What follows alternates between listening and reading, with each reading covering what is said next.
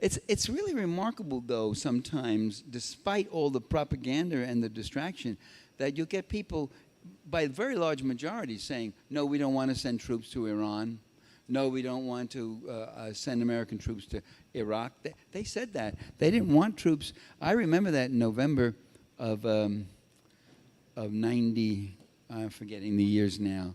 The next to last year of George Herbert Walker's 97, after the Gulf War, he was trying to get America to get into a war against Saddam Hussein, who had just moved into Kuwait. And overwhelmingly, the American people said, we don't want to get into a war against this guy, Saddam Hussein, in Kuwait or Iraq or wherever.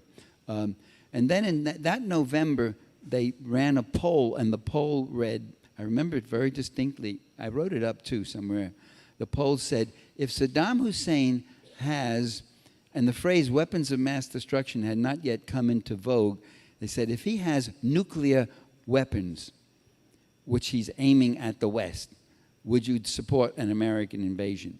And then it shifted from 70% no to 70% yes. It's like saying, if so-and-so is going to kill you, would you support taking action against him? What else are you going to say, you know? And then they started hitting it. He got nuclear weapons.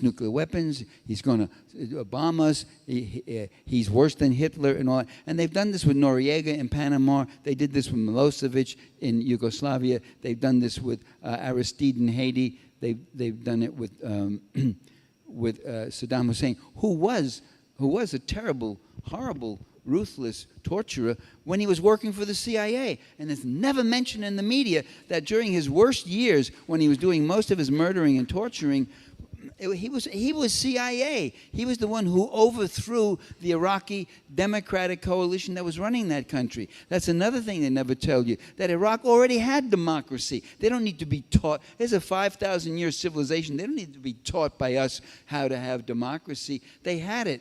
And Saddam Hussein came in and he killed every constitutionalist, every Democrat, or drove them into exile or underground. And he did all that, and he was doing it for the CIA. And he only became an enemy.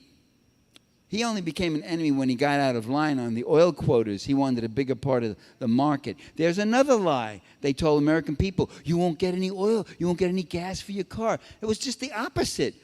George Herbert Walker Bush, the old man, was worried about Iraqi oil coming on the market. It would crash the prices. There was a surplus of oil at the time.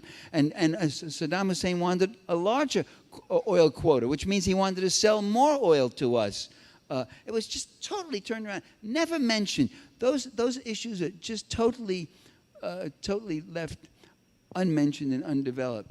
So the American people again and again get misled, and they're misinformed, and that's why it's very hard for us. But we have to keep speaking out, keeping yourself informed. If they get your mind, they get everything. I mean, they're trying to get your home, your pocketbook, your taxes, your this, your that, your wages, and all that. Make sure you're protecting your mind, too, at the same time.